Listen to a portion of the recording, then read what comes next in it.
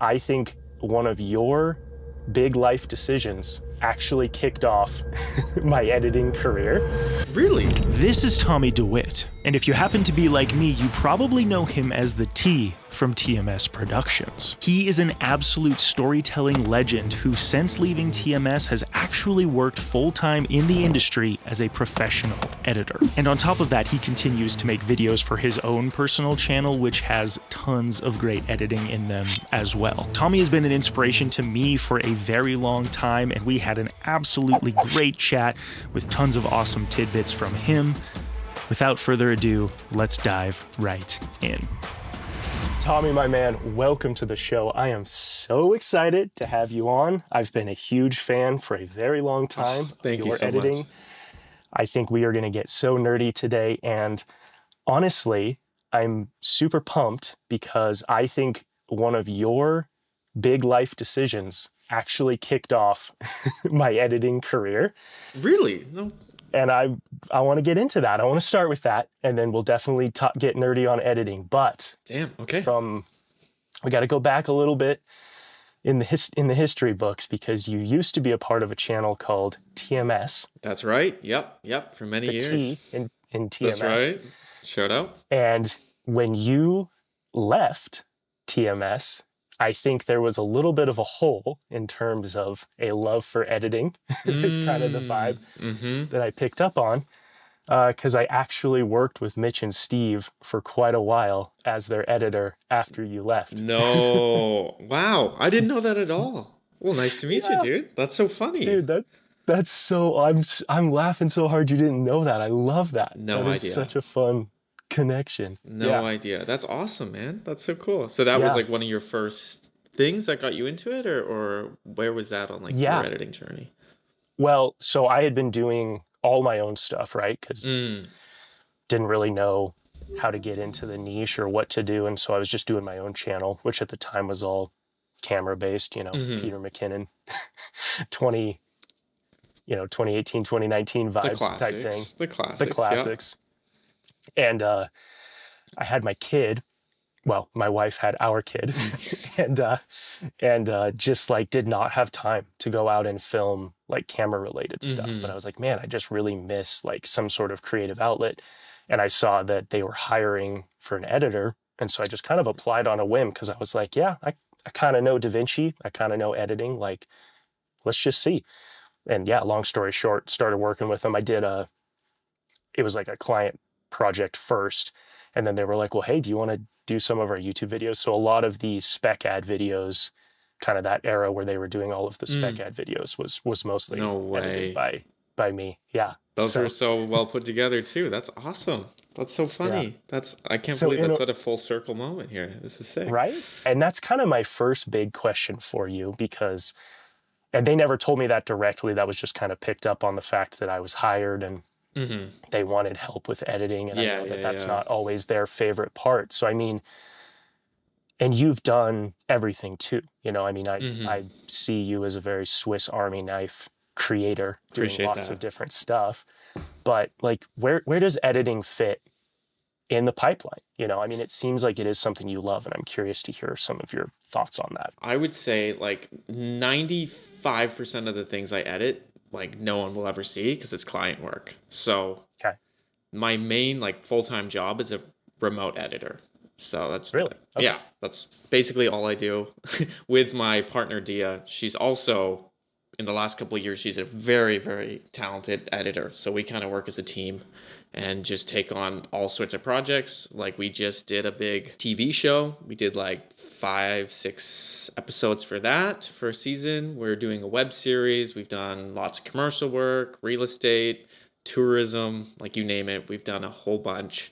And we just put together a portfolio actually for kind of our joint client stuff, which was cool to see how many projects we've actually done in the last couple of years, because that's where the majority of my time goes. Like right before this call, I was just doing sound design on a web series that's coming out soon. But basically the whole pipeline for me is editing.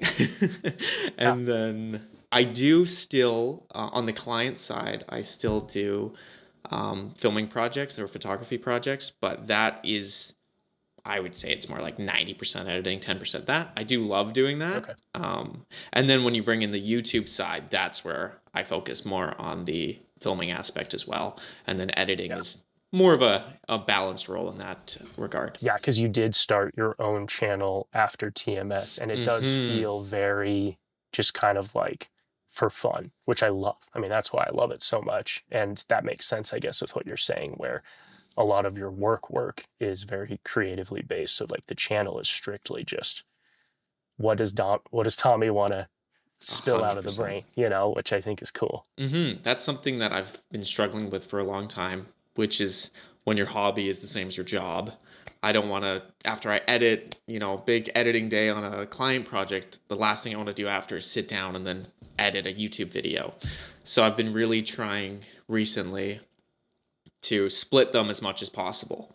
Whereas before I kind of wanted it to be, oh, do I want YouTube to be my job? Do I want this to be? And now I'm just like, YouTube, that's pure fun. Like that's for Yep. me, whatever I want, fuck the views, subscribers, whatever. Sorry, can I swear? I'm Mhm. not sure if you want to Yes. swear. Okay, fuck the views, subscribers, whatever. Just want to check. And then client side is like, that's where I'm going to do the best job possible for the client or whatever meets Yes. their need. That is for them. And then the YouTube channel is for me. And there's lots of little things we can get into about how I can how I try and split the two up to try and have like that mental real estate for both. But Hmm. I'm glad you picked up on that because especially the more recent videos have been, I'm not trying to do it for the views or subscribers or anyone else. It's just like purely for me and my own self-expression. Yeah, and even your latest video, the simplicity one, feels Mm. like it's very much in that vein of like the opening sequence with the chaos really stood out to me, where Yeah. it's just like, oh, he's just in there playing around with different Yes. opacity layers and screening and sound effects. I was just Oh, like, you yeah, know it. Yeah. he's just tinkering. That's so cool. Oh, That's my favorite bit is yeah, that's like I think that'd be my favorite part of editing is where it's just screwing around with just random mhm. stuff and just looking for those like little coincidences or surprises that you might get when you tick this box versus that one. Like I don't know what I'm doing. And then in the end you're like, Yeah. wait, that's cool. Let's follow that lead or let's follow that lead. So that is some of my favorite stuff. And obviously, in a lot of client stuff, you don't really have the chance to go that far or that out there with it. But on my Yes. own stuff, it's like that's the whole point. Yeah, I've told people before, if you are creatively doing client work, to have, and you don't have to post it, but it's like you should have some avenue where you can just like throw the kitchen sink. And I think that's kind of what I Hmm. do on my channel too. I mean, I have no fear to throw my cutout JPEG face on different people's bodies and do dorky little animations because it's like Love it. I send it, right? Whereas like Yeah. you're never doing that in a client project ever. No, no, But exactly. yeah. Exactly. So it's like I think it's good to have that mix. Hmm. Oh, that is so fascinating. I have so many questions about that, but I do want to park it. I want to put it a little bit on the back burner Totally. and hit a quick round of rapid fire because there's some things that I think are relevant to that I want to kind of get us a little bit introduced to you first in terms of Absolutely. preferences, whatnot. So I struggle to keep us on track so many times in past episodes on rapid fire. So this time I want to try to do Okay. that so that we can come back to that We'll go stuff. quick. So Yeah. quick answers if we can on this. You got it. First rapid fire question. What is your NLE of choice? Which I definitely want to ask about with some of the stuff you were just talking about. Right now, for client projects, it's Premiere Adobe based. And then as part of the split I'm talking about for my personal stuff, I've been doing DaVinci and then always color in DaVinci. So that's it. But Premiere, I do prefer for like the hard cutting, like just actual cutting. I think it's got some advantages. But Oh, I want to hear DaVinci, all about this. yeah, DaVinci I think is better. In terms of color and just like the color edit to color pipeline, you can't beat that. Like the amount of times I've had to round trip Premiere to DaVinci and back is just sickening. So that would Yes. be what I'd say. But I use DaVinci for my personal stuff because I haven't done quite as much in it, so it's more fun and fresh for me. Mental note to Jake, we're going to circle back on that cutting thing you said because I'm curious what is going on there. Love it. Second rapid fire question. Do you have a go-to snack if you're sitting down to hit flow state? What's keeping you in the chair? Oh, it's tough. I don't really eat too much while I'm editing, but a classic, if I need a little break, I'll do a little Kirkland Costco protein bar. That's a good Okay, one. Get the that's a protein good one. in. Um, Yep. apple and peanut butter. And then more fun. Like those are keeping it healthy and boring. So I would Yeah. say I really like some candy. Just like we have a Yeah. little candy in the house. Just have a couple get a little sugar rush, get back into the edit, whatever it might be. Those would be my Yeah. answers. Third rapid fire question. I was curious, do you have a music background or have you ever played an Mm. instrument before? Yes, I played piano for like 10 years or Okay. longer, Yeah. maybe 13, whatever. And then I got into music production in like 2020, 2021, and Yes. was making up until more recent videos, I was making every song in the videos too, on my own channel. Really? Not in This Heck was yeah. after I left TMS, so yeah, I was doing Yeah. all of that, and then I really enjoyed that. That's fun. I still do make music with my girlfriend. She's a virtuoso. She's very good at singing, at producing, whatever. Uh, but now for music in videos, I use exclusively her music, or my friend Quinn's music. Those are the two. Okay. So just people I directly know. I just love that. Um, Is Quinn the kook kook guy from the Japan video? yes, that's Okay. right. Yeah, Okay. exactly. Cool. Yeah. He's very talented, and he's happy, I think, for anyone to use his music as long as you throw a SoundCloud in there. So check him out because they're like, I know I don't pay for any music subscription services, which I love. It's great. Just one more spot to save money and to promote my friends or girlfriend's music. Why not? Win-win. For sure. I was going to ask about that because I was curious. Again, I think it's a good question for people coming into the space to just be like, hey, there's other Oh, avenues here. I shill Epidemic all the time. I think they're great. They should hmm be probably paying me money at this point, but there's like you can make it yourself. There's other totally, people that want to get, some totally, visibility as well who just love it. And it's like there's a lot of for the love of hmm the game that I think people forget about. So totally. Like on client stuff, dang. I'll use Epidemic or MusicBed or whatever. But Yep. that's a whole nother avenue. For YouTube stuff, I just try and use my friend's music, which I love. Okay, next question, a fun one. Coffee, tea, or hot chocolate? Never liked coffee. I like tea Really? a lot. Okay. Yeah, no, never like it. I can make any type. I always make it for my girlfriend, but I personally don't like it. So I'm knowledgeable Yeah. about it. I just don't actually like it at all. And then I do like tea. Favorite would be green tea and hot chocolate. Can't go wrong with hot Yeah. chocolate. You are in the minority. I think, I'm trying to think, you might be, maybe John Simo was also a tea guy. I think everyone else has been coffee. No Yeah, surprise. But we're a rare breed. next question, Windows or Mac? Mm, good question. Just a fun one. I used to be Windows for a long time, maybe until 2021, 2022, and then I've been Mac ever since. And big fan, big fan. Took a little while to Yeah. adjust, but now I'm like, yeah, 100%. Headphones or speakers when you edit? And you're a music guy, so I'm curious. Oh, true. Only ever done headphones. I haven't had nice enough speakers to do it, and I've always lived in places like before when I lived in my parents' house. They don't want to hear my editing, and now I live in Yeah. like a one-bedroom apartment in the city, so I Yeah. I'm usually editing. Dia, my girlfriend's desk, is like 2 meters over that way, so be a little toxic every about that. But my headphones of choice have always been the Audio Technica. What is it? MKH 50X, whatever it is. But these are Yeah. these are the go-tos.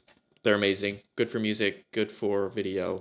Love them. Okay, and then last rapid fire question, because I honestly I'm cutting us off short on rapid fire because I feel like I'm making all these notes of like 1,000 things I want to talk to you. So like I'm like, Perfect. let's get through rapid fire even Totally. faster. But do you still watch or like watching F1? Whoa, good question. Yeah, love it. Still a big Love fan. it. Watching the Okay. race this weekend for sure in Australia.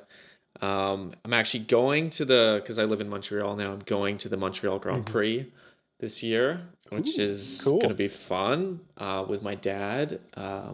And through the F1 video, I've made some connections to people that work for That's good. F1. So I may or may not have some exclusive access. We'll see, but it should be dope. Should be a really cool experience. That'd be sick. Yeah, Yeah, super yeah, cool. that video went nuclear. Oh, I mean that one's Yeah, for anyone that doesn't know, I did a video on how Formula One is filmed, and that I think is close to 2 million views now.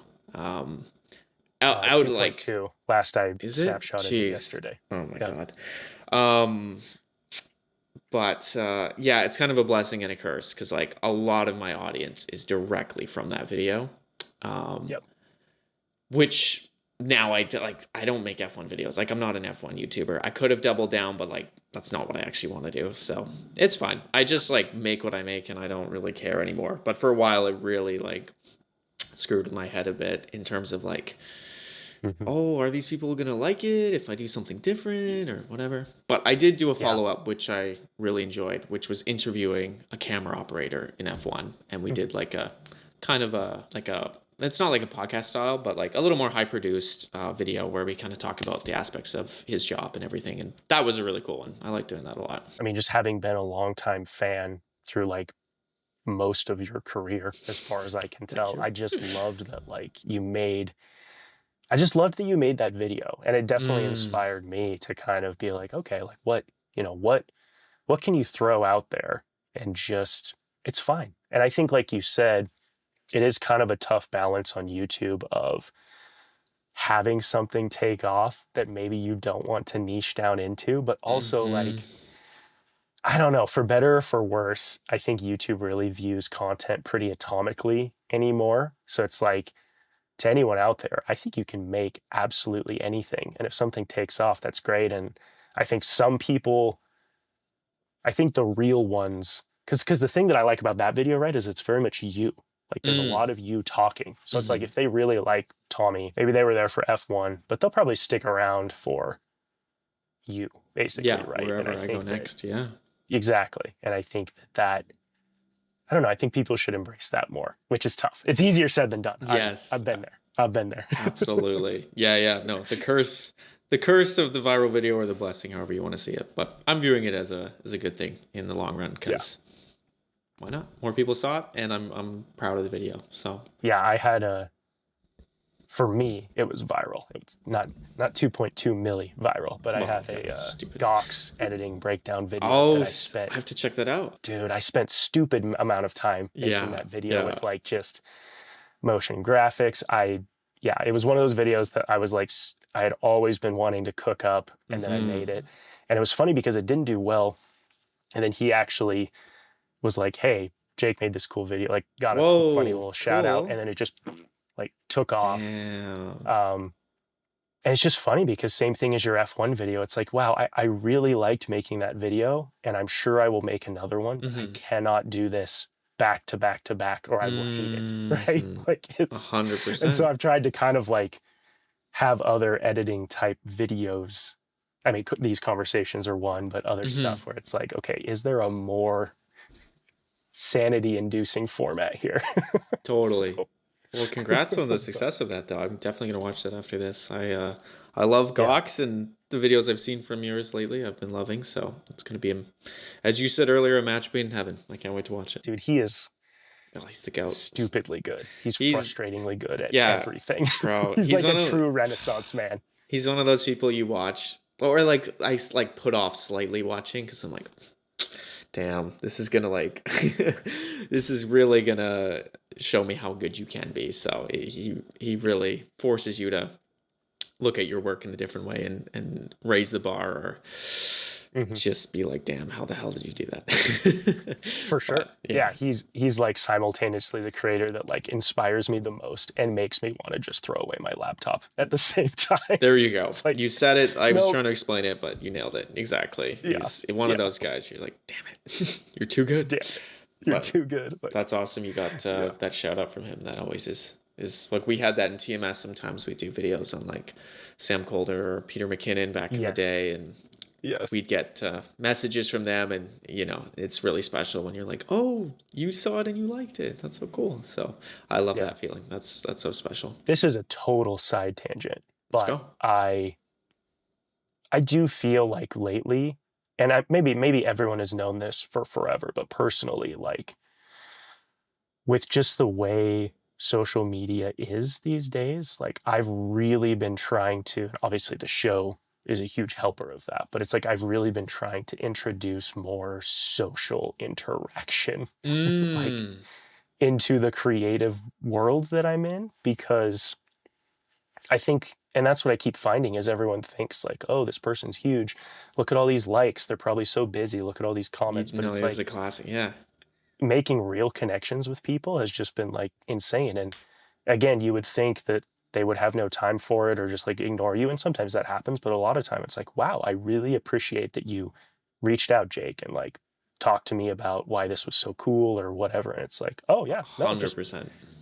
love of the game, dude. And Yeah. great to chat with you. And yeah, I've really been trying to do that, because I think the machines behind us are making that harder and harder by just Mm. making it easier and easier to see everything we need to see. But then like I don't know. I don't know if you feel the same way, but No, I relate to that. I think you're doing something really important with that. And I totally, yeah, based on many experiences of like messaging people that you thought you would have no chance in ever talking to, or they'd never have the time. It's like most people are just normal people. Like, mhm. if you're messaging like an A-list celebrity, a little bit of a different scenario. But most YouTubers that you watch, even if they have several 100,000 subscribers, it's like they don't get messages every single day. Like, oh, I'd love to come on a especially when it's something that you're doing that's so well put together, and um, having like a great hosting such as yourself, and the content is specific to them, and like you really care. It's like, wow,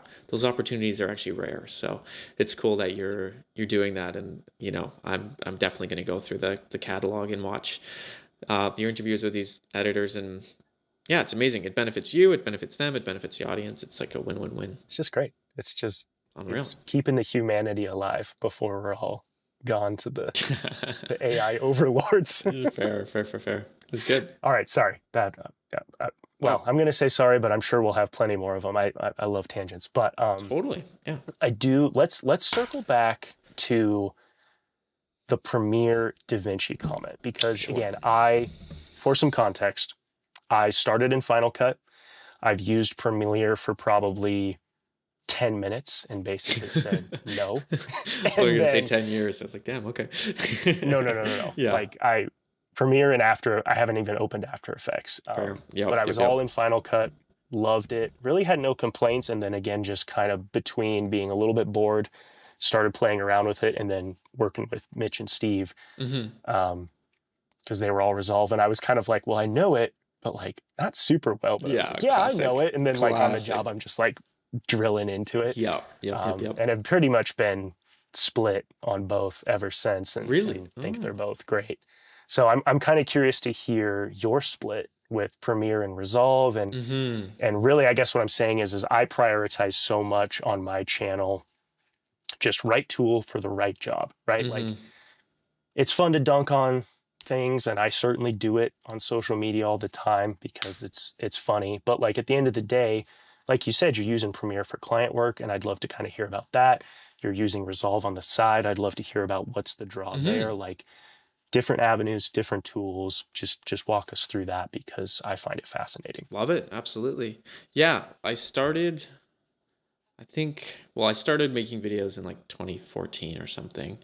And then I was using some rando software like Light Shark or something for a long Yep. time. Yeah. Anyways, eventually I switched over to Premiere, and used it hardcore, I think, until 2020. Um, and then that was all like the TMS era, like that I was part of. I'd say the golden age of when I was part of it. Obviously, they're doing extremely well now and they're killing it. But for like the early on when we were growing up kind of era, it was all on Premiere. So lots of experience there. Yep. And then The out of we 52 days. boom, exactly. You got your TMS lore. Um, Anyways, and then I think it was after Out of 52, so maybe 2020, we were like, screw it, we're gonna try switching to DaVinci fully. Hmm. Um, and gave that a try, and then as TMS, we decided to stick with it. Which I like DaVinci a lot. Like DaVinci, I think, like you're talking about right tool for the job, color, like no other, in my eyes, nothing else even compares to DaVinci. Um, objectively. yeah, exactly. File management, I'd say DaVinci has that down, like project organization, media Yeah. management, proxying, all the boring stuff that I love. Yeah. Same with No, and dude, organization. you're in the right place to not call that boring. No, exactly. I mean, we're just starting a big, funny enough, we're actually, I think I can say this. Yeah, I can say this. Where Stephen and Mitch shot a big, well, I partially shot it in 2020, but it was of this guy swimming the length of the lake in Kelowna, Oh which wow. is Okay. like 110 kilometers, and he was doing it Mhm. straight while staying in the water the whole time. Anyway, crazy ultra athlete guy. But we filmed it in 2020. He failed. He did it in 2021. He failed, and then in 2023, last year, he actually completed it. So now Stephen and Mitch, funny enough, reached out and asked if Dia and I would want to cut the 45-minute doc on the whole thing. So that that That right sounds now, my cool. whole life has just been like setting up the project because we're using DaVinci. So that one is Yeah. just like so many hours just setting up the project, proxying, color management, timeline, syncing, all that jazz in DaVinci. And I haven't actually done something at that scale before in DaVinci, and it's really solid. Like I prefer it in DaVinci for the project setup side versus Premiere. Um, Okay. Cool. that was a little tangent there in itself, but No, that's great. Well, and I mean too, like with that, I'm sure because it's like an ultra athlete video, I mean, you've mhm. got probably a wide array of different cameras with different color gamuts, and Yep, then yep, probably a lot of GoPros, right? I'm sure yep. did he wear a GoPro? Yeah. He So I mean, didn't, yeah, he didn't wear a GoPro, but there were GoPros in the water. There's drone footage. It's over multiple yeah, years, different frame rates, different cameras, you name it, yeah. interviews, just massive amounts of footage. So, yeah, it's cool trying it. And we're actually, for the first time, we're trying the new Blackmagic Cloud um, group editing. So that's fun. We're trying that out. Should be good. I don't know if it's new anymore. I also um, work with Donna Did It a little bit, and that's how we Nice. work is with the cloud. And it is simultaneously the coolest piece of technology I've ever used, but Hmm. then also super frustrating because, and I don't understand why. I would love to talk to a Blackmagic rep about it, but like when you're in a local Blackmagic project, the speed at which everything operates is just so elegant. Like it Hmm. just your speed of thought, which is critical. Like that's my Hmm. number one thing in software. That's why Premiere never stuck because it's like Resolve and Final Cut keep me in there. And there's no little Mm. glitching type stuff. But the cloud version, for the most part, it's really good. But because it seems to be doing that saving thing, it kind of takes you just a little bit off. So I'm curious. You'll have to tell me Mm. how the experience is because it's so cool that it does that Mhm. and is awesome, but it does feel like a tiny bit slower, but maybe it's just me and maybe it's just my internet. So you'll have to let me know what you think. Fair. I will. I will. Well, I might be saying the exact same thing in a few months when we Yeah, actually finish it, but yeah, we'll that's see. so We'll see. cool. Yeah. But So all the footage then is stored in the cloud, right? So you guys are making the project, storing the footage in the cloud, and I guess are they going to work on the edit too then? well, it's If you can actually talk we're about that. not, so I'm hoping we don't have that issue because we actually both have an SSD um Okay. with the project. Me and Dia, we're 2 meters apart, but it's fine. We don't have like Yeah. a localized RAID storage or anything like that or NAS. Um, Yeah. But so we're not storing anything in the cloud other than just having the project sync, and then the actual Yeah. hard files are in on the SSD. So hopefully that helps with the kind of the hinging that you had. But yeah, I mean, Premiere is an interesting one to bring it back to that because I would say for a long time, Premiere lived up to its reputation of being so glitchy and just the worst and a Hmm. dinosaur because it was extreme, like you'd always just be like, oh, I can't right click to do import this way because then like the whole thing crashes and I have to reboot my computer, or if I click this one area of the screen, then the whole, like there's like little things you'd pick up that it's just like little landmines in Premiere, what not to do, or having to do Yeah. exports in like sections and then put them together and like things like that. There's just too many of those to count. But I would say in the more like recent era of Premiere, it's been like very solid, especially on Mac. I find like I have way Hmm. less issues. A lot of the client stuff we do, it is a little bit more traditional media, so they typically use Premiere because we'll Yeah. work with like filmmakers or production companies, and they'll hire us on as freelance editors. Okay. In that realm, it's really good. I would say like the project, like the file linking with proxies and everything is like a lot more robust in Premiere. From my experience, maybe I don't know more about DaVinci, but I just Hmm. find you can actually, like DaVinci feels a little bit like Mac, where a lot of the stuff's under the hood, and you kind of just have to work with what you're getting with some of the stuff like linking, versus Yeah. Premiere. It's like you can like fully drill down. Again, there probably is a way to do it in DaVinci. I will caveat that because DaVinci Yeah. seems to be able to do everything. But yeah, what I was saying about the actual cutting in Premiere, why I like that. Okay, this is getting annoying, but to finish off the story I was saying earlier, once I left TMS, Yeah. I was like, fuck DaVinci. I'm going back to Premiere. That's where like I started. I wanted to kind of start my own channel again. I was like, I'm going back to my roots, Yep. which was great for a long time. And the reason why I love Premiere, um, for the actual cut, like I was saying, I think it's superior for cutting. And I would say sound design based off how I do sound design, but I know there's Fairlight and everything, which I haven't gone insanely deep on, and I'm sure it's actually better. It's always the thing with DaVinci, it's usually actually better if you put in the work. Um, but for Yeah. So actual, what? Well, hit me with more of that. What is the sound design thing like mm, specifically? Because dude, I love sound design. I'm so fascinated. totally. Yeah, I just find that maybe it's just because I'm used to the way I work. It's like so hard to describe what it is. Okay, one easy one is the sound library panel where you can have what is it called? It's like in DaVinci, you have like your sound library, I think it is, where you can pull sound effects from.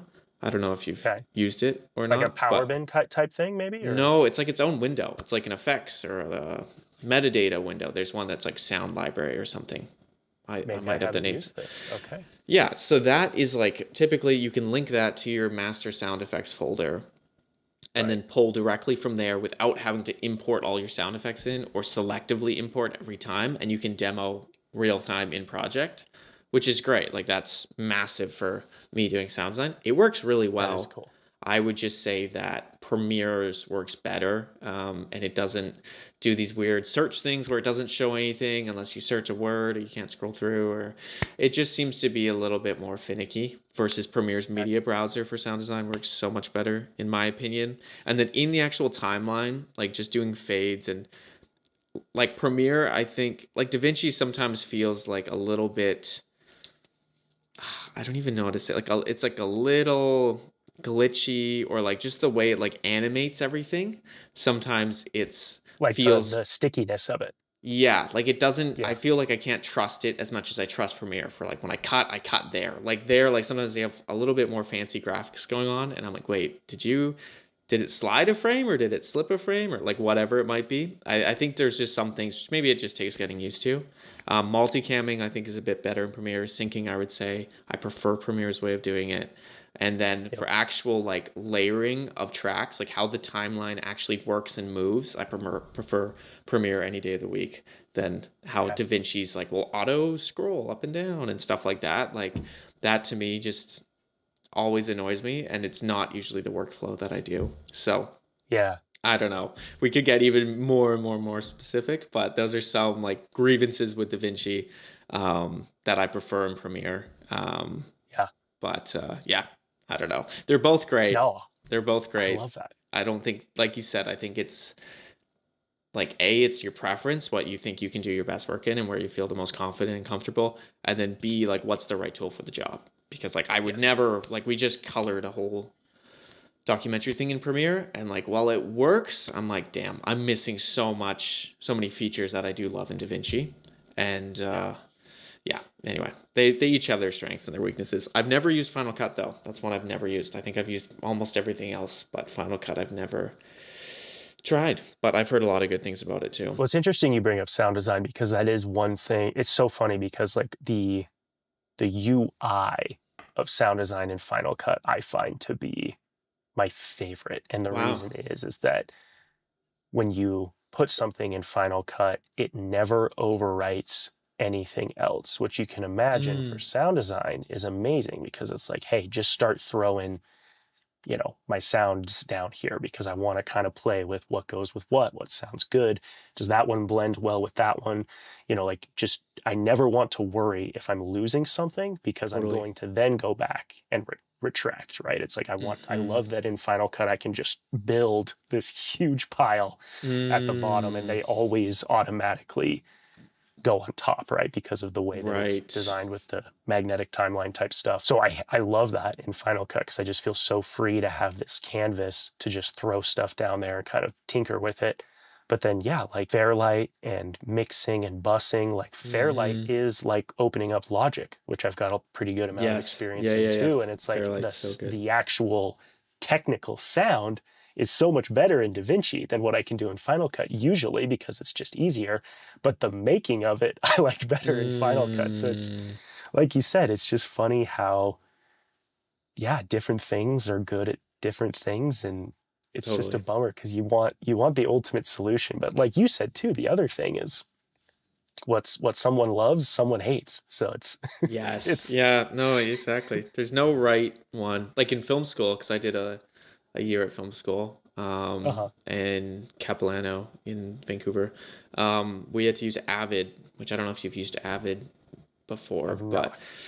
I have bro, not. yeah, like it is, or I don't know if it's, I think it still is, but it is like the industry standard um, editing software. But it is just like, it felt so clunky to me. Like it's a completely different way. It relies fully on like setting like 3-point editing. So like setting your in and out point and then where you want your clip to come in from, which I'm not as familiar with that. I never got into it. I think if you actually did get into that style, it'd be really powerful and we get to learn.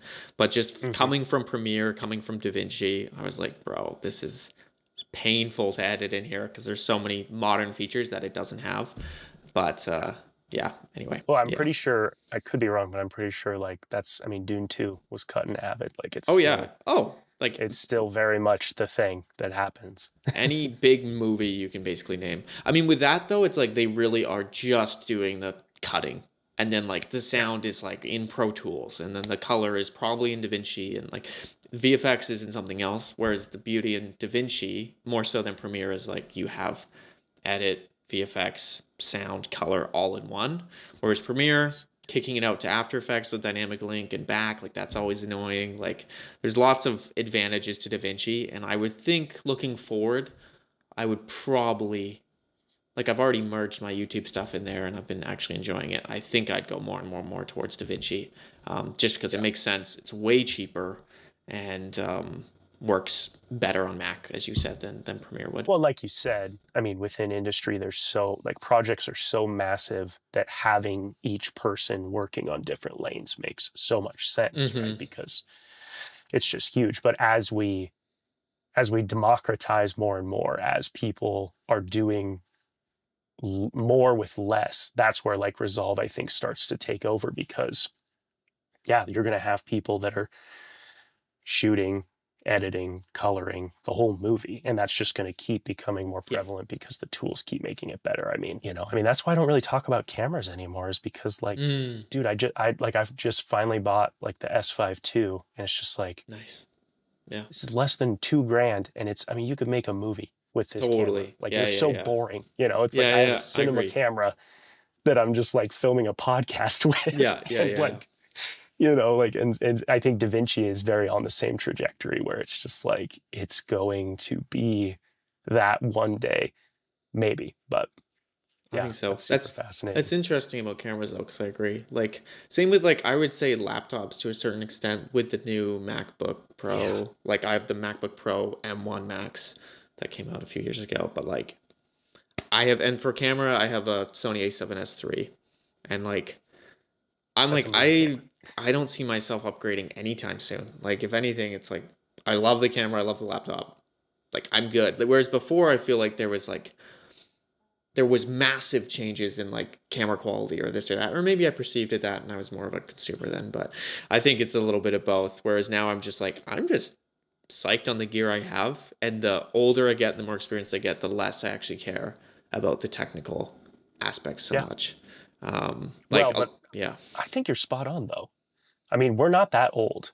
And within our lifetime as creators, there was an era where it was like, man, if I'm going to film this, like I got to make proxies. There's no chance this Mm-hmm. Intel MacBook from 2019 has a shot, right? And then Exactly. like, I mean, I remember I bought the Mac Mini when it came out because Mm-hmm. everyone was losing their mind. And I was like, this has got to be marketing. This is fake. And then I'm sitting here going like, I don't even have to make proxies with Yeah. 16 gigs of RAM and a M1 chip that Yeah. sounds so lame on paper. And it's like, it's playing back everything better than like my $5,000 i9 Intel MacBook, right? Literally. Like Literally. It's I, crazy. Yeah. I, yeah, I think you're right. I think we do care about it less because we're getting older, but I do really think that it has plateaued in a good way. I mean, it's just Mm-hmm. like everything's just stupidly good. And Mm-hmm. I would say for myself too, it's like part of the reason why I care about gear less and the technical aspect is because before I would say I've been making a transition generally, like on the YouTube side, from being really technically talented at filmmaking, like yep, really good at the cutting and the filming and whatever, and now I'm trying to go way more onto like the artistry side and like yes, the storytelling, the emotional aspect of it. And when you start to make that shift, at least I've found, you realize that like the technical side really is like pales in comparison to like if you can tell a good story or have that artistry about it, and convey some sort of emotion. The more I care about that and the more I dive into that, the less I care about the technical nitty gritty bits. And I think a lot of that is based on the what I've been finding. Well, how I've made that switch is like actually going off your intuition and like trusting your instincts with it. What do you like? What do you actually like? What instead of being like, what do I think other people would like me to make? It's like, what do you want to make? That's a whole nother side of that that feeds into the gear, into the editing software, into the choice. And I just find myself now just being like, yeah, whatever like gets the job done, whatever's easiest, whatever I think is cool or fun. And if like on a project I do want to go super hard and film it in 8K and get a crazy camera, awesome. But like for yep. most stuff, it's like cool, like whatever is gonna tell the story or share the emotion the best. Brothers from another mother. I mean, that's why that's what, and I think too, like obviously there's a big part of my channel where I do some technical stuff because sometimes I just find things that I'm like, this is fascinating, right? So like, Absolutely, yeah. hey, the transcription feature in Resolve, like this is a very technical Mm, thing to talk about from an editing perspective, but how do we also relate this to the artistry side? Like, what is this improving or making room for artistically? And that's why, I mean, love it. that's why editing is calling to me because it's like I'm Merges less the two. Yeah. interested in the nerdy stuff. Kind of, I'm very interested in that, but the Yeah. focus is like, regardless of software, regardless of whatever, like how is this story being made and what is being chosen here that is fascinating, right? So 100%. I couldn't think agree with you more. for me, because like I've like loved the really technical project organization. For that, I would say that for me is the hobby side of it. Yes. Like that's the tech, the gear, like I do love all that. But then I think like the I don't know what the right word is for it, but like the purpose part or the meaning or the soul of it is in the artistry itself. So it's like you have both, and if you can merge the two, it's awesome. Whereas before, I feel like it was more just on the technical side, and then what it actually what the final product was like. Yeah, like I feel like when I look at a lot of my older work, I'm like, oh, I really. Wow, like that was really well filmed and edited, but what it feels like it's missing that like depth to it that now I'm or that Yes. authenticity that now I'm actually trying to reveal by maybe stripping back some of the editing or the fancy filming. Because the last thing I want now is for someone to be like, bro, the color at 307 is crazy. Like, that's very nice. I appreciate that. And like, please, if you think that, let me know. But what Yeah. would mean more is just being like resonating with the actual message of the video. Like, what is it that Yes. is it talking about? Like my recent one, like simplicity or whatever, it's like, damn, like as a designer, like, I had a comment. I was like, "Oh, as a designer, this really relates to this field." And da, da, da. It makes people think, makes people reflect. I'm like, that's actually what I'm going after now, not necessarily like, what did you shoot this on? Is it 10K? Like it's nice, but like that's not the focus anymore. That's more of just like a nice byproduct of being good at what I did, or good at conveying it. But I'm focusing on what am I actually conveying. If that makes sense. Yes. Have you ever watched Ryan NG Films? You ever heard of him? Ryan, what was it? He's the Ryan? web Ryan NG Films. He's the webcam. He's like super famous for always having the webcam screen capture shots of. No, I don't know him. I don't know him. Oh, okay. I'll have to send it to him. But he Yeah. recently did an interview on Digital Spaghetti, Love which is Digital another Spaghetti. channel that really Yep. tries to break down the creative process. Yeah, they're And great. I I feel like they did a good job of highlighting how good his storytelling was, but exactly like you're saying, I felt like there was definitely a lot of focus on like the homegrown technical side of what he's doing. Like, oh, Mm, you did like the webcam shot here. Oh, your lens is like a piece of crap and it adds all this character. And it's like that does build the world of that he's making. And I'm not saying that that's not important, but I felt like I was like, man, like what we are missing here is the true artistry of his editing, right? Like I love that all of this stuff has character and it feels very like grassroots, and that's great. Like that is a vibe and everyone's loving that right now. But hmm. it's like his storytelling is everything, dude. It's Yeah. everything. Yeah. Because all of that stuff would not be good if the story wasn't good. People would be like, oh, well, this is kind of cheap. It's Yeah, like, well, it doesn't feel exactly. cheap because the story is great and the editing is. I would love to talk with him about editing one day You if should. that ever Yeah. happened. That'd be But dope. let me think of where I want to springboard off of for that, because yeah, I mean, like the simplicity video and then the Japan video. I mean, like you said, there's a lot of, I think, effort going into the feeling of it, and I think the editing reflects that. One kind of nerdy specific question I had with the Japan video Mm-hmm. was the opening sequence with all of Mm, the flip it, kind of the montage to kick us off of like, here's the book, here's some tight totally. shots of the flipping and stuff. Was that just for my nerds out there? Was that premeditated or was that found in the edit? Or I'm just kind of curious on your process with that from an editing perspective. Totally. Yeah. I knew, I think I had the concept where I was like, 'cause it's like opening shot, kind of pushing down into the book, which was just like a still shot from above that I just zoomed after because it's way easier. But Yes. I think I had the concept of like showing the book and then flashing to like the pages opening and like different moments of it. But I didn't know, and then cutting back, but I didn't know how that execution would look. Like I'm not making a full storyboard. It's more Okay, of just that like, was my question. I think I shot that whole thing in like 10 minutes at my friend's apartment with him like helping to flip the pages. And then I just threw on a macro lens that I had and then just got a bunch of random close-ups and clips, and it's again just really going off intuition with it and just trying to feel what might look good. And then same thing in the edit, like it was is one of those scenes that I was intimidated to edit because I was like, Hmm. damn, like it's got to be flashy and cool and whatever for the vibe I was going for. But I just find like you just have to start, just throw some clips in the timeline, cut it up. I'm a big fan of doing selects. Like I always do selects for everything. I feel like that's like sometimes like 70% of the job is like organization and selects, like big time, especially on this documentary we're doing. It's like get to the point where you have just all your, like you need to um clear all these other options from your mind and just be like, okay, we have 2 minutes of this guy, 1 minute of her talking, this swimming here. Hmm. And then you can actually be like, okay, put this here and this here and this here. Because it's so easy to get decision fatigue when editing. So with something like that, I'm shooting a bunch, trimming it all down to the best bits, and then just trying to go off intuition in terms of the rhythm or the things. And a lot of the time I find it's like some sort of serendipity that like, oh well, actually the eye tracking, like you did look at this thing here and then I happen to put another shot here, or maybe I'll catch it in the moment and be like, oh, if I pan it over this way then I can do this. So that one was just a lot of go with the flow, mixing close-up shots with more wide clips and just trying to feel the flow of the song, which was one that my friend made, and I'd wanted to use that song in a video for like 2 years. So I was like, this is the one. We're gonna use it now. This is the So one.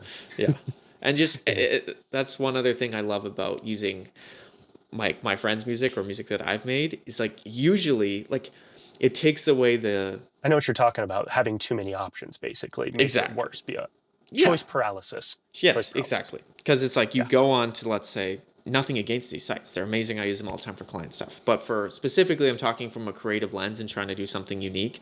You go onto something like Epidemic and you can look for hours at like thousands of songs when it's like, okay, my friend sent me 5 songs.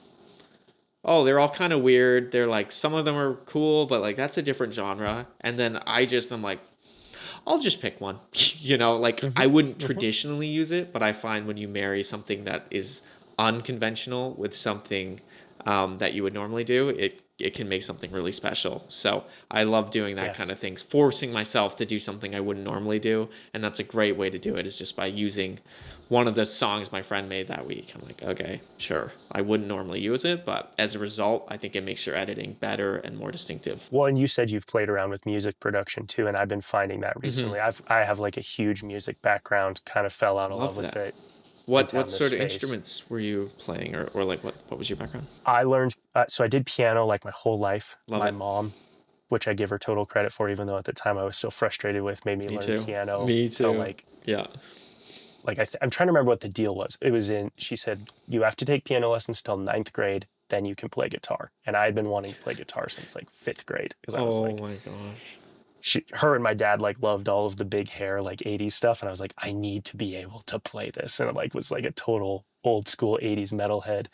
Um, and so anyway, she held me to it. I stuck up with the deal, played piano until I played guitar. And then from there, it just spiraled into like guitar, bass, drums, Wow. garage band, Logic.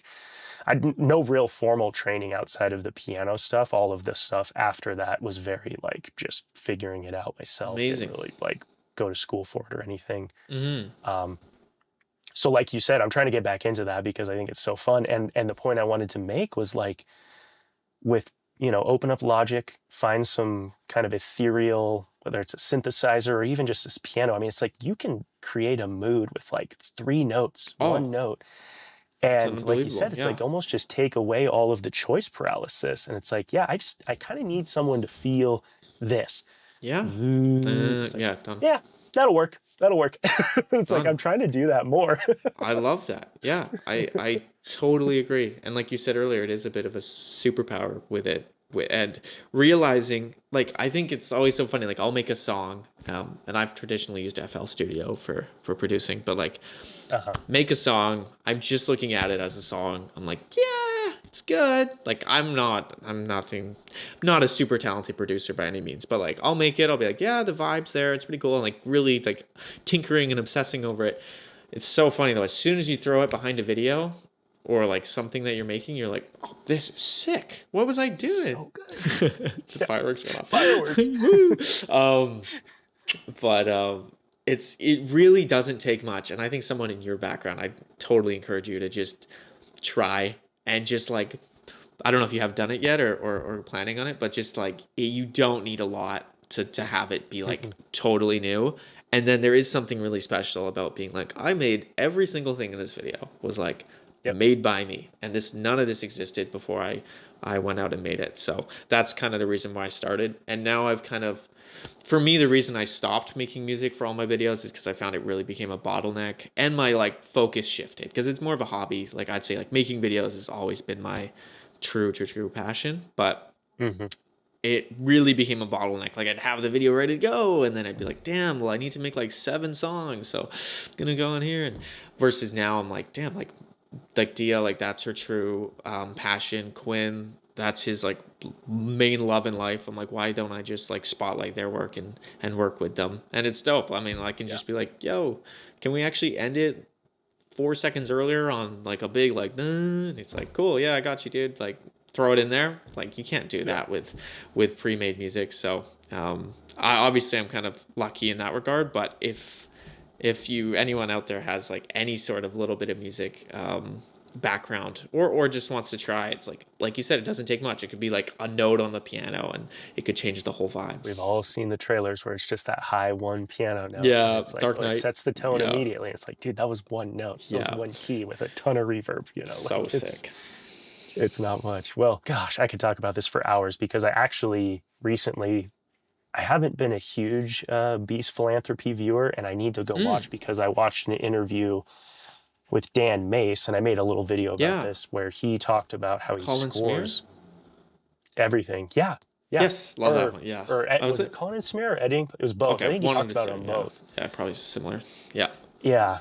And he was like, yeah, we score all the music. And I was yeah. just like, What? dude, So that's so sick. sick. So Yeah. like that kind of kicked this off where I was like, I mean, I'm already niching down in editing, but it's like if I could even add another niche, which is like learn piano and Love it. learn how to like record some sort of sounds in Logic. Like that Absolutely. is a superpower, like you said. Because yeah, and I did it 2 or 3 videos ago. I'm the kicker right now for me is I love funky tracks for like the upbeat, like editing dad vibe. And I'm Mm, not very good at making funky music, but yeah. like synthy, sad, slow music is like something that I feel a little more comfortable with. Fair. And I did that a couple of videos ago and I liked it. But Awesome. yeah, I need to play around with it more. I did want to ask you really quick, how have you, because I've been battling the whole niching down aspect for a long time. Um, and someone I work with really closely, Jay Alto, you should check him out. He's great. Do you know What do Jay you mean you Alto? work with Jay? Oh, I used to be like his main editor, and then now I'm like his. Dude, I Yeah, love him. dude, Jay's the best. Jay's the best. Jay's awesome. Yeah, Jay's so great. yeah. I did like when he like before he went really minimal. Um, I was doing all the editing with my friend Terence, who I went to film school with. We like did it all remotely because he's based in London, England. So, Yeah. yeah, we did a lot of cool stuff with him. And now I work as, I mean, we do weekly calls. Like basically, I don't know what you would call me. Like, I don't know what the right word is for it. It's kind of just like we'll go over his scripts mostly. Like, well, I would say I really help him with the storytelling Like a aspect. writing consultant kind of. Writing consultant, video consultant, just like Yeah. bouncing any titles, anything. We just do like a weekly call and like really try and make his videos the best they can be. But he did one recently.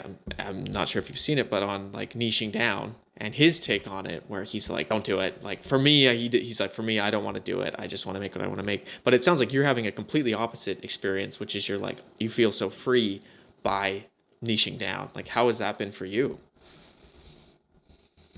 I watched that video and yeah, I had mixed reactions to it. Mm, I think, gosh, what has been working for me with niching down is exactly the same thing you said about music, where mm, it removes decision paralysis from my workflow. right. Now, the thing that is working for me, and I don't even know if I know how to explain it super well, but it's like I've niched down, but I've niched down into something that I love like crazy. So it's Mm-hmm. not hard for me. Like, I mean, ideation on editing stuff has just been like, I mean, I can't even keep up. Wow. I don't know when your episode is coming out because I'm so behind as it is. But Absolutely.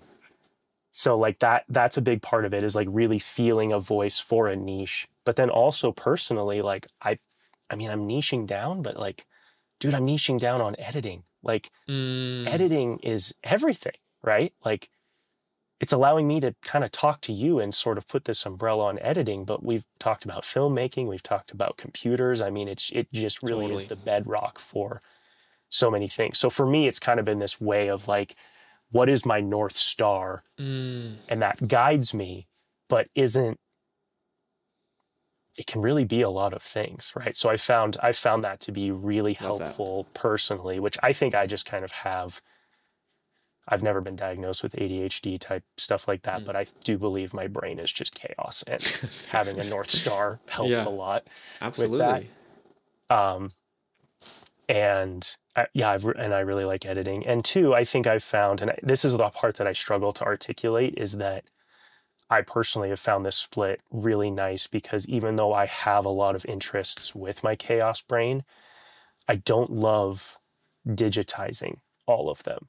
Like Interesting. I I'm a huge outdoorsy guy, and I've tried to digitize that, and it's not as fun for me for some reason. So having Fair. a lane of something that I love Yeah, but can be digitized and feels good has been kind of a saving grace for me, which, that sounds healthy. That sounds great. and I don't know what Jay wants to do in the future, but he's kind of niching down, right? He Like does. He it's like, does have hey, it. Yeah, yeah, I'm sitting here, we're vibing, we're yeah, talking about yeah. something, I'm learning something. Like, sure, it can change, and I'm not going to hold his feet to the fire if it does, but it's like, you've kind of got a niche, and I'm here for it. Totally. I think it's amazing. I Like think for he someone could like, talk about anything. yeah, exactly. Yeah, for someone like him, I think it's more of it's the mental side where you don't want to feel that restriction per se, but I Yeah. think it is like you look at his videos, you're like, yeah, like you sit behind a desk, you talk about a topic, it's usually educational, it's kind of funny, good graphics, well written and delivered. Like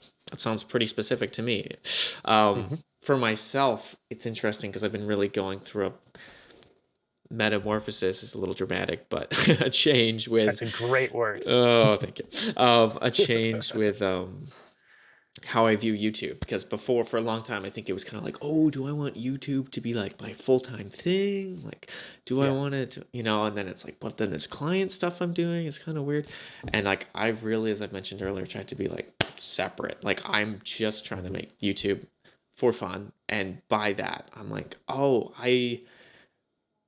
I personally feel a lot of freedom from the opposite, which is being like, I don't want to niche down. Like, I'm just going to make Hmm. whatever I want, which can be a little daunting when you're like, I can make whatever I want. What the heck does that look like? But something that I've learned from Jay that I do every day now, I think I'm on like day 83 or 82 of the year, started Uh-huh. on January 1st, is writing 5 ideas down every day. Um, Ooh, that's a great tip. because I feel like for a long time, I just wait for inspiration to hit me with an idea. I'd be like, oh, out on a walk, and then once in a blue moon, I'd be like, oh, Japan photo book, that'd be cool. But like Hmm. now, it's like every single day I write down 5 ideas every day, every day, every day. So it's like I have hundreds upon hundreds upon hundreds. Not a lot of them are good, but I don't feel like I have this big gap now that I haven't niched down where I'm like, I have no idea what I'd make. I'm like, no, I have like 30 ideas. I'm like, oh, that's really cool. That'd be fun. So I think that Yes. has really helped me kind of align the two together and feel like I have purpose in like me being the niche, what I'm interested in, which is like probably filmmaking, self growth, editing, computers, lifestyle, I don't know, whatever. Like in general, it's like that's probably where I'm at. Creativity, it's like that's where I'm at. But like by having a combo of writing ideas down every day and then making the niche me has really kind of freed me, I think, in a way that you have felt. But I mean, you're Hmm. extremely prolific right now, which is so cool. Like you said, how many things you have on the go. Whereas I'm trying to do, I think my goal is 12 videos this year for YouTube, which is Heck like yeah. one a month. So, which last year I posted zero. So, Yeah. yeah, I took a No, and big old break. Yeah. dude, I've been there. I've Yeah. been there. And that's why I feel like I'm trying not to overthink my current state because I've been in all of the states. Like before I really found kind of this editing passion. I mean, I just wasn't posting anything, like Mm, I was trying, but it yeah. wasn't coming natural, wasn't Ah, feeling I good. know that feeling. I Yeah. wanted to be creative, but I just felt clunky. And then like now that I'm in this and it's just like, Yeah. holy crap, I've never felt the fire so hot. Like I just got to like Unreal. just go, go, go, and fully aware that it's probably going to peter. There's going to be a day where someone's going to be like, wait, what's Jake doing now? He's got a Lego channel or, whatever. Like, Totally. wasn't he the editing guy like Yeah. last year? Like Well, exactly. I think that's the fine. thing with that is like just being aware of yourself and where you're at. And like Jay put it well in his video, which is like, I created a cage for myself that now I've outgrown, which Yes.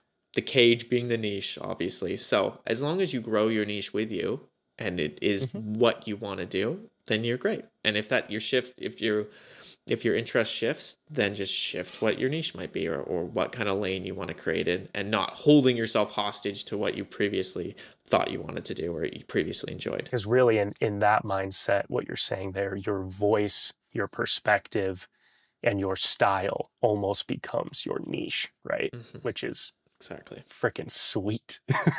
Works for me, but yeah, everyone's different again. And I think So the best thing you can do is just start and just see what feels right and just experiment. And for you, it's like, bam, like you're killing it. You're feeling good.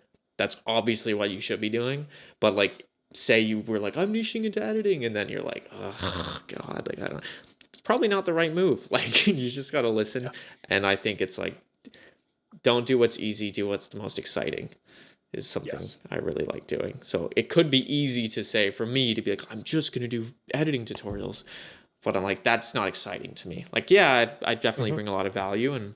But like, what is exciting is like doing this idea or doing this idea. And you just got to roll Yeah. with it. You'll have different seasons of life and of interest. So yeah, And I respect that so much because it's like, I know you're a great editor and I would watch the crap out of appreciate that, but that. it's like, dude, no way. I will tell immediately if you're not feeling it, right? And Yes, people that know. is so important. People know. And that's what I feel in yours, right? Your videos right now. It's like this energy that you're like, damn, Jake loves this. This is awesome. Which is like, come on, you can't beat that. And that's what's most important from the audience perspective is like knowing that you actually care about what you make and you're not just like shoveling stuff into the algorithm just to do it. It's like, no. I think Yes. what's way more important than the idea or the niche is the actual genuine interest or excitement about it. Ah, so well said, dude. So well said. Wasn't a question, but was a quick comment on the writing down 5 ideas every day. Mm-hmm. I think that's brilliant. Totally going to soundbite that and ship that across the internet because I think it's fantastic. But Do it. Do I it. would say personally too, what I've been doing is I have a widget on my phone with the reminders app, Yeah. Okay. and kind of same thing where it's like anything that comes to mind, it goes in there. And I Ooh. love that because it's literally just, it's on my phone. It's a big old thing. So there's literally, because of Face ID, I just have to pull it up, click it, and it's there.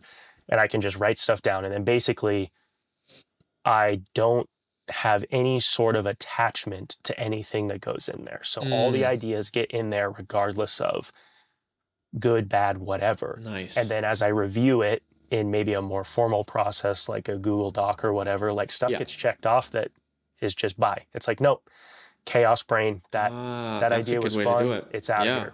And maybe I'll come back to it, but chances are if it's not there, it's probably never coming back. So I just, it gets checked off, goes away, and we're on to the next one. And I so, love and I that. think that's kind of what you're saying with the writing down 5 things every Totally. day is killer. Totally. You'll love my my next video that I'm working on because it's all in that Ooh.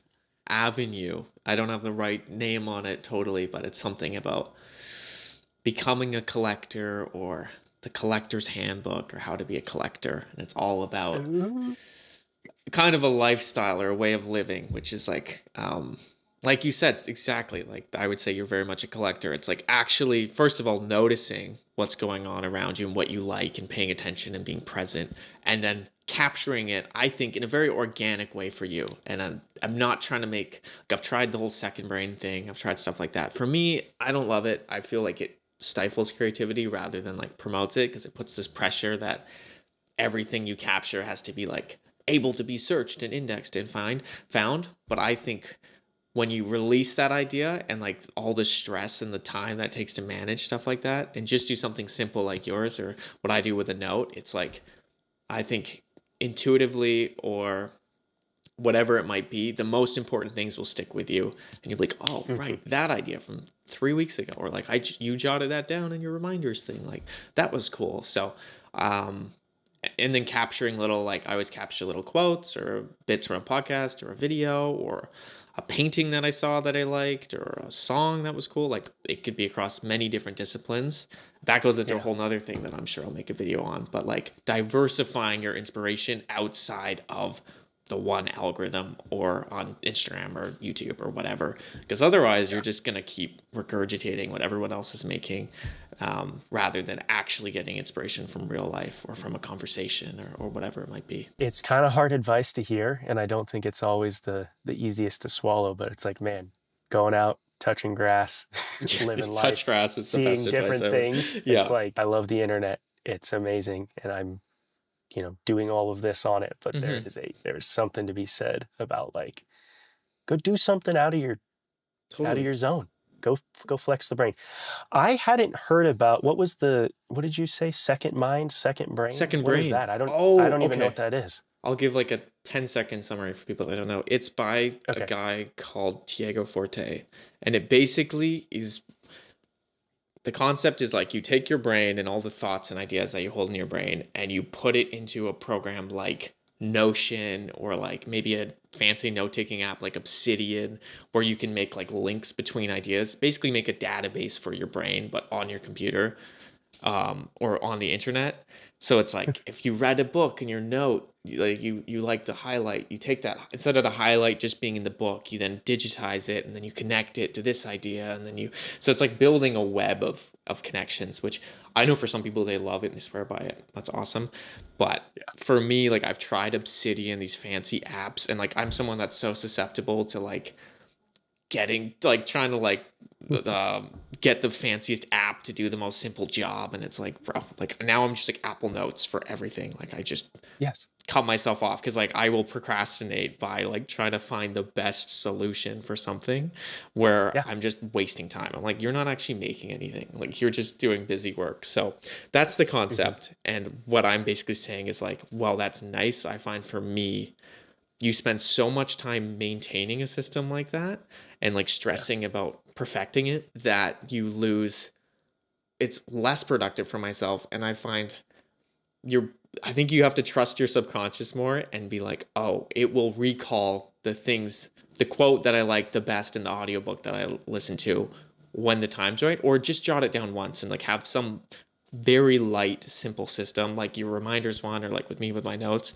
that is able to recall things, but it isn't taking, tons of time and a weekly review and this and that. And it's like, bro, I'm not about to do that. And I don't think that Yeah. fosters the creative connections as well as just like organically connecting the two together, if that makes For sense. sure. No, and I couldn't agree with you more. And well, that's the thing when I hear that concept. So I guess I hadn't heard it formally, but lots of people are kind of in that space, I suppose. And I've always felt, yeah, I should probably be doing this and I should try stuff like this. And I have. And again, it's like at the end of the day, just using the default reminders app that can be a Yeah, widget and is just literal effortlessness to open up exactly. is always what works best for chaos brain. Like, Exactly. I hear that and I go, I probably need that, but for some reason I I can't don't, get there. I mean, you're I being can't get there. prolific, you're posting, you have great ideas. I mean, it's, what more do you need? It's like kind of Right. checking yourself on the growth treadmill and just being like, oh, now this works. This is great. And like, if there was a big issue, fair, change it. But I think a lot of the time we need to take stuff away than add to our lives. You want things to be simple so that there's no barriers of resistance, because when you feel something come into your mind, you want to be able to chase it. But I don't know. I'm struggling to formalize the words on this, but I do think that like there's simplicity that enables when it's like when something hits you so hard, you Mm-hmm. need the systems in place to chase it. And that's where the simplicity part is important. And I think where a lot of it gets misconstrued is that the simplicity part will make the stuff that is hard for you to chase easy. And I don't agree with that. Mm, I feel like putting those systems in place just helps you go after something quickly, but it doesn't substitute. Like if you're not into it, the simple stuff, sure, it's helpful, but if you're not into it, you're not yes. going to do it no No, matter how easy it is. So it's no. like I feel like there's still an alignment there that has to happen where it's Mm, like, okay, I still have to be fired up about it, but also I can't have something complicated. It's got to be simple, and exactly. they don't they don't substitute. Sorry, it took me a while to get there, but that No, was what I was well trying to say. said. You conveyed it really well. I think that's it. Yeah, just keeping it simple. The best system for you is the one you're actually going to use. So, So I've got a few more dorky dad nerdy editing questions, I am which a I love. dad. Yes, I'm not, but your hat, obviously, that's I confusing. I am dad. Yes. Oh, I am Yeah. dad. I Oh, know. that's even funnier. I love it. Yeah. That Yeah. was great. My wife bought it for me for, yeah, it had to have been Christmas because that was the most recent. I So was trying to good. remember, was this a birthday present or a Christmas present? It's a Christmas present. I love it, dude. I love this hat. That's dope. That's like another big part of like we're saying with this whole curation of who you are. It's like I take immense pride in that being part of my existence, Mm-hmm. but like that's as far as it goes. Like I'm not going to ever have probably I guess we'll see as he gets bigger if he's got any interest in any of this stuff. But it's like there is no desire for that to be a part of anything on the internet right now at the current time frame, Mhm. other than just like, I'm the dorky dad. Like I that's love it. it. That's And, great.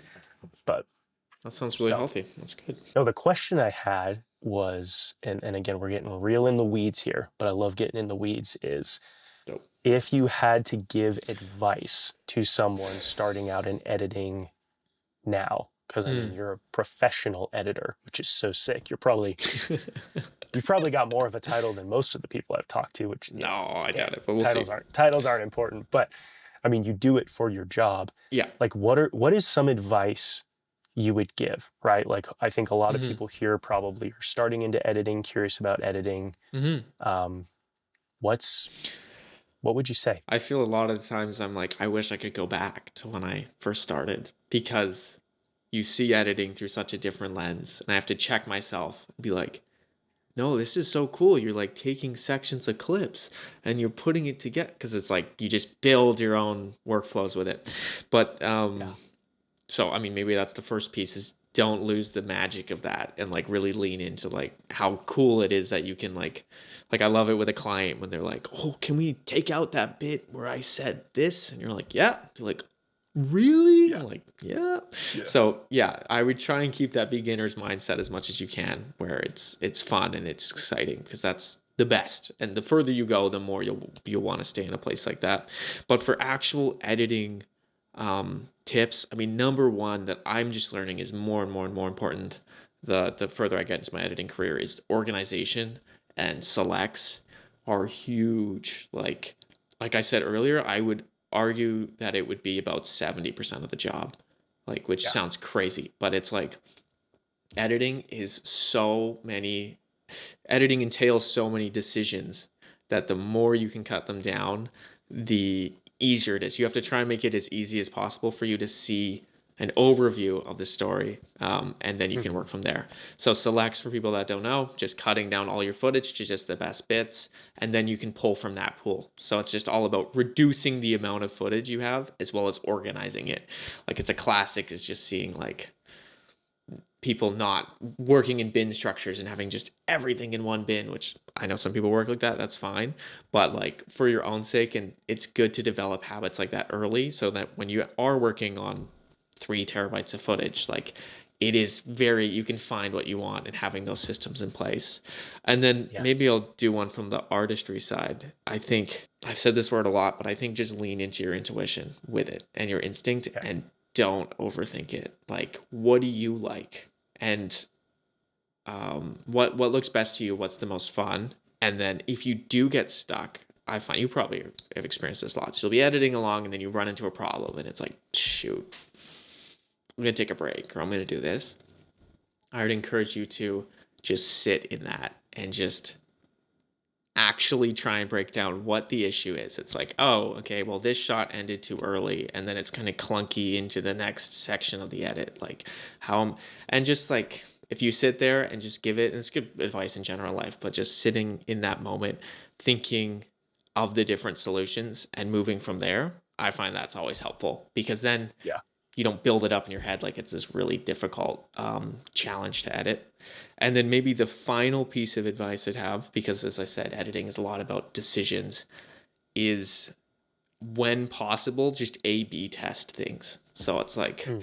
sometimes you have like 7 takes of something. And it's like, oh, but this one's good here, and this one's good here, and oh, but I like that. So what I try and do now is just like, okay, first two, which one's better? Okay, this one, keep it. Next two, which one's better? Keep it. And you can do that in general, especially if you're stuck on a shot. You're like, does this one look better? Or does it flow like this? Or with the drone shot? It's like, try them both, see what's better, pick one, move on. And yeah, I don't know. That's just 3 main tips: organize, Dude, use your intuition, and A/B test.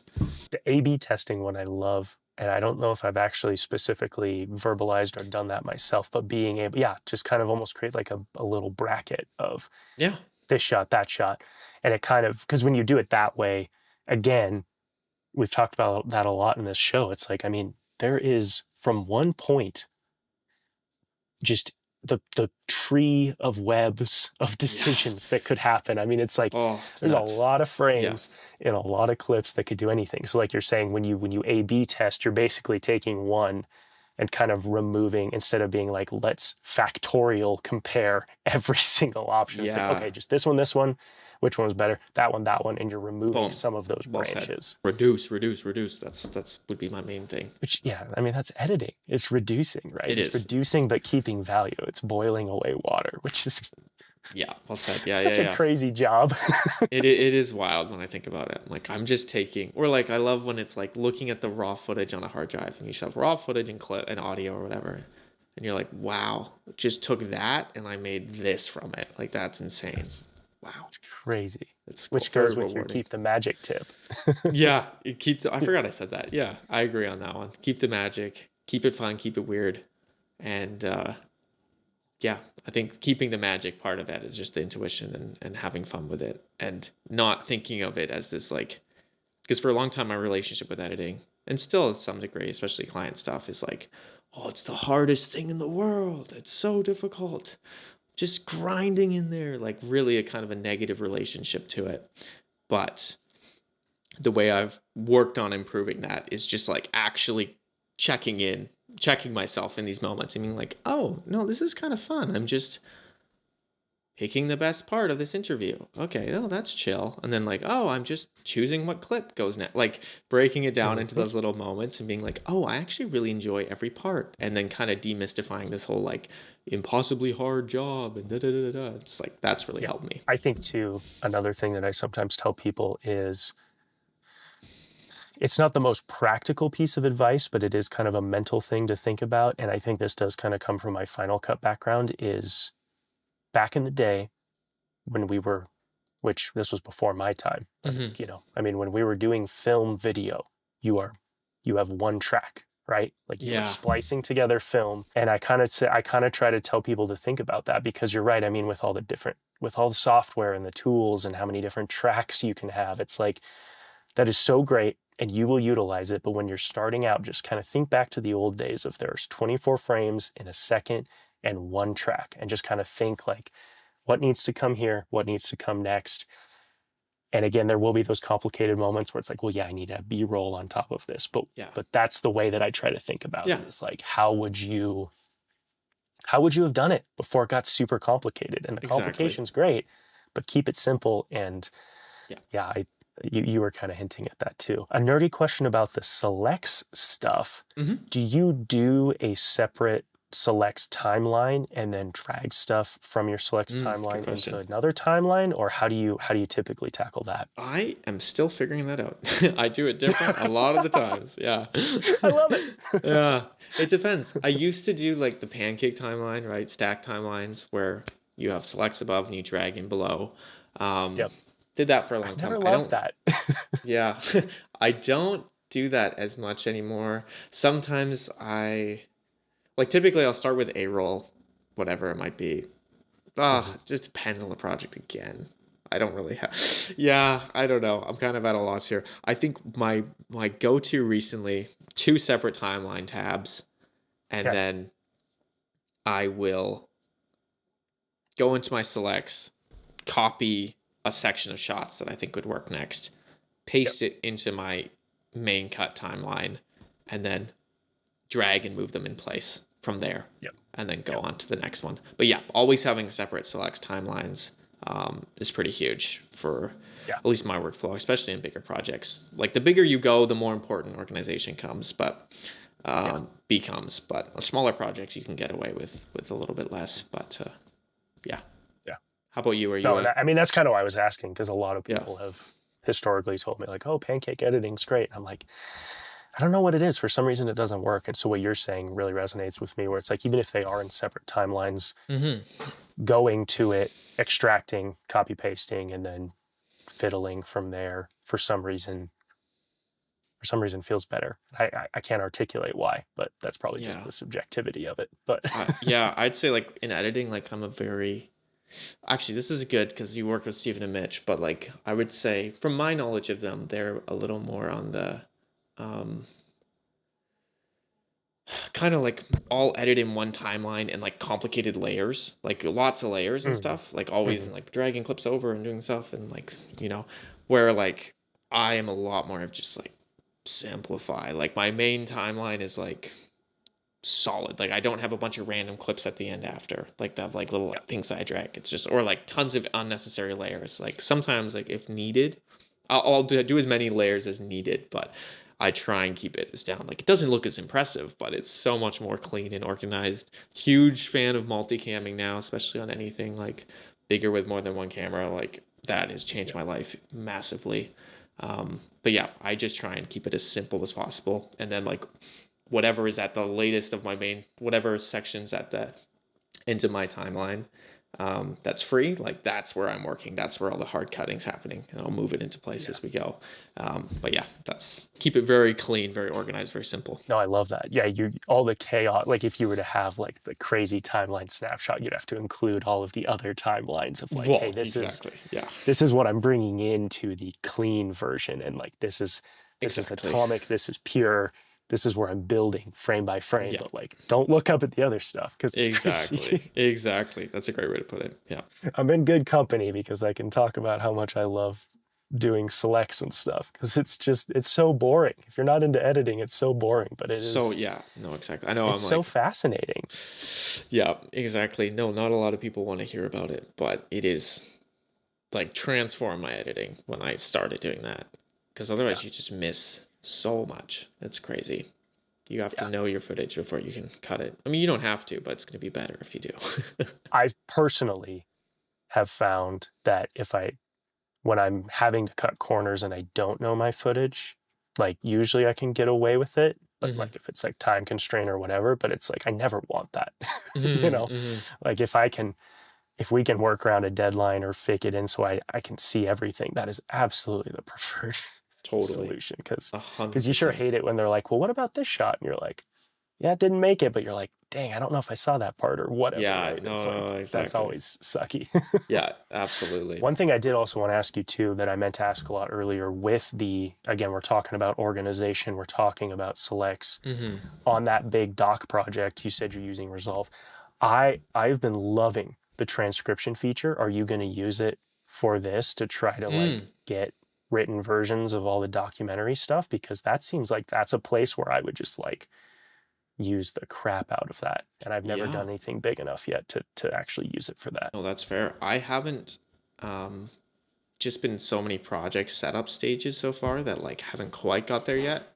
I Hmm. haven't used transcripts extensively in Premiere or DaVinci other than like trying to find like another instance of a word to like replace Yeah. it. So like someone kind of flubs the end of a line. Where did they say therefore somewhere else in the edit? Pull that audio in. You know, it's a classic. New editors, that's a great tip. If you don't know how to do that, what Tommy Yes. just said is money. That's awesome. Yeah, it is. It is. Or like especially how like what's the inflection at the end of a sentence? Like if they go Yeah. up and then you're like, well, it would hit harder if they like finalized it. So little tips like that. That's very useful for transcript. I haven't actually done like a proper deep dive into how it would work with my workflow or like me and Dia's Yeah. workflow.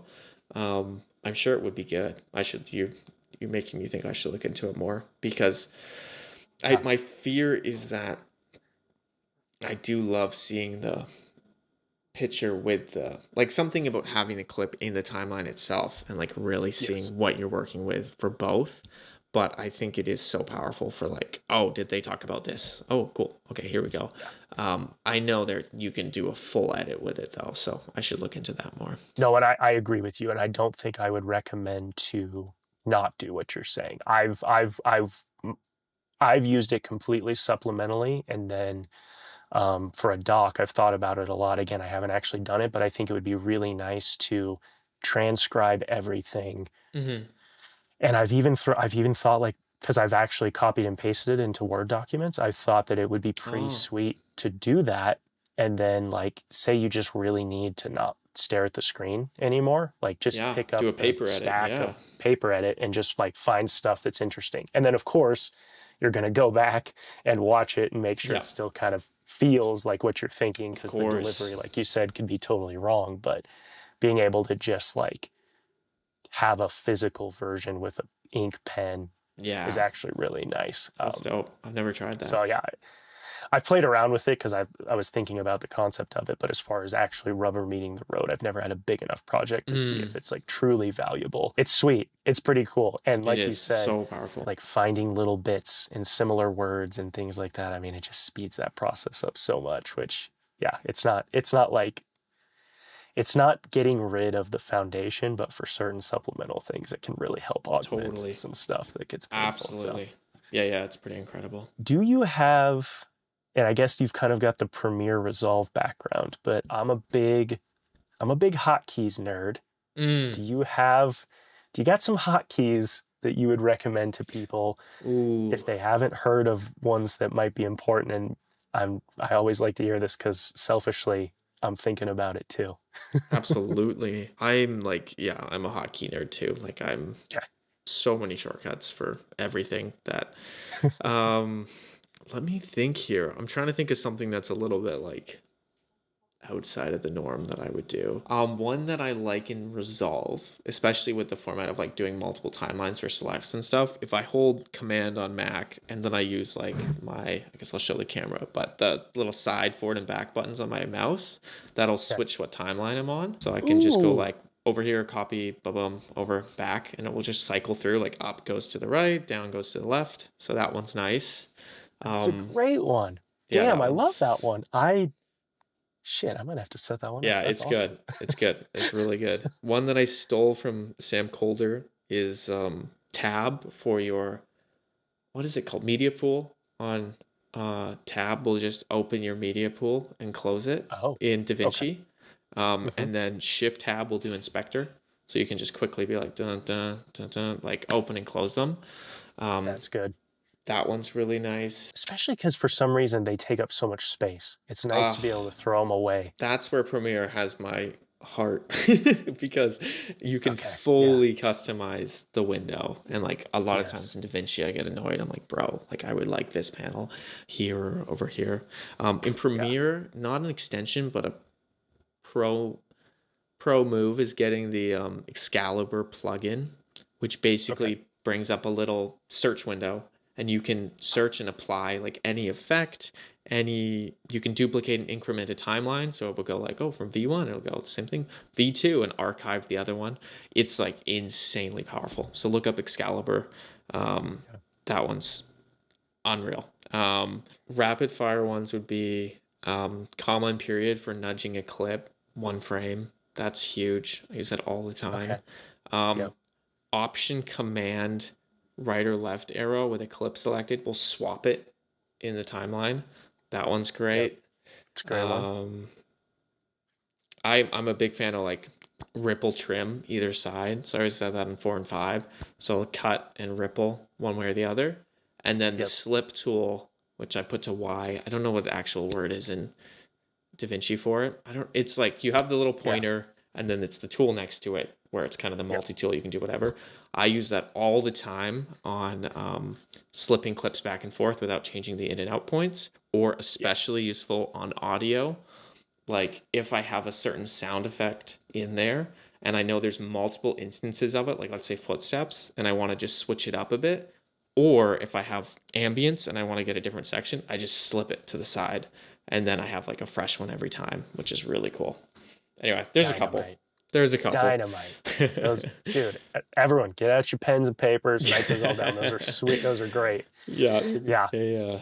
they speed up things a lot, which is always the biggest thing. All right, Tommy. Well, hey, I'm gonna call it there. This has been an absolutely fantastic conversation. I've got a lot to Absolutely. go cut for this, but thank you so much for coming on the show today. Gosh, I love this so much. I love nerding out about editing, and this was just really great. I think there's lots of stuff here that people will love, and also just was fun to meet you too. Again, Absolutely. Likewise. loving that Wasn't dorky TMS connection. That is I so funny, know. It's so but crazy. so That's crazy. hilarious. But Thank you for having where, me. What an of honor. course, It's so yeah, fun. and where can we find you? You know what? Give us with some promo because I think the world needs more Tommy fans in Jake's opinion. Totally. So my YouTube channel is probably the best place. It's just Tommy Dewitt, Dewitt, and Nice. Any client related stuff is tdstudios.ca. All right. Well, hey guys, I will catch you in the next one. Go show Tommy some love down in the comments, and we'll catch you later.